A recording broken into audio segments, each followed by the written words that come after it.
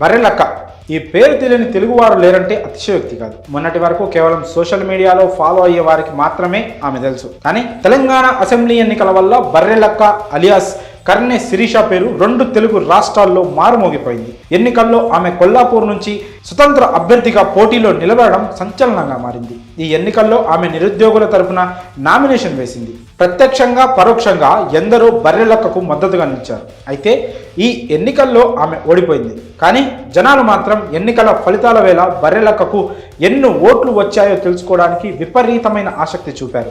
Election commission website నుంచి ఆమె అఫిడవిట్ను సుమారు 1,00,000 మంది డౌన్లోడ్ చేసుకున్నారంటే ఆమె క్రేజ్ ఎలా ఉందో అర్థం చేసుకోవచ్చు. ఇక ఈ ఎన్నికలలో బర్రెలక్కకు 5,754 ఓట్లు మాత్రమే వచ్చాయి. కానీ విపరీతమైన క్రేజ్ సంపాదించుకుంది బర్రెలక్క.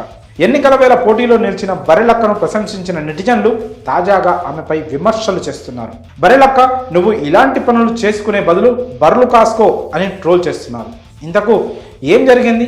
ఎందుకు ఆమెను విమర్శిస్తున్నారంటే తాజాగా బర్రెలక్క సోషల్ మీడియాలో ఓ వీడియోను షేర్ చేసింది. దానిలో ఆమె జ్యోతిష్యం చెప్పే ఓ గురువు గురించి చెప్తూ పోయింది. ఎవరికైనా సమస్యలుంటే గురువు గారిని సంప్రదించాలంటూ నెంబర్ కూడా ఇచ్చింది. అంతేకాక చాలామంది గురువు గారికి కాల్ చేసి తన నెంబర్ ఇవ్వమని అడుగుతున్నారని చెప్పుకొచ్చింది శిరీష. ఈ వీడియో మీద ప్రత్యేక వశీకరణ స్పెషలిస్ట్ అంటూ ఓ ప్రోమో కూడా కనిపించింది. ఇక ఈ వీడియో చూసిన జనాలు తెలంగాణ అసెంబ్లీ ఎన్నికల వేళ విజిల్ గుర్తు మీద పోటీ చేసి విజిల్ బ్లోయర్ల అందరికీ ఆదర్శంగా నిలిచిన బర్రెలక్క ఇప్పుడు ఇలా ఓ జ్యోతిష్కుడిని ప్రమోట్ చేయడం నిజంగానే తమను షాక్కు గురి చేసిందని అంటున్నారు. నిన్ను చాలా మంది ఆదర్శంగా తీసుకున్నారు, అలాంటిది ఇలాంటి వారిని ప్రమోట్ చేయడం ఏంటి?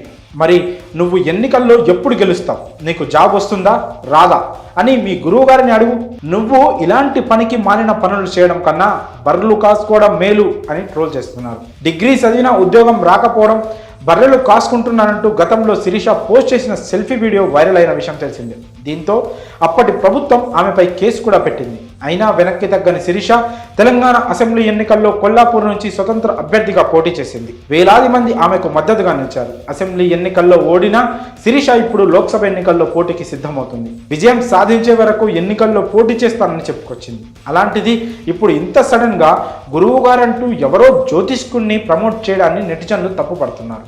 మరి బర్రెలక్క అలియాస్ శిరీష జ్యోతిష్యాన్ని ప్రమోట్ చేయడంపై మీ అభిప్రాయాన్ని కామెంట్స్ రూపంలో తెలియజేయండి.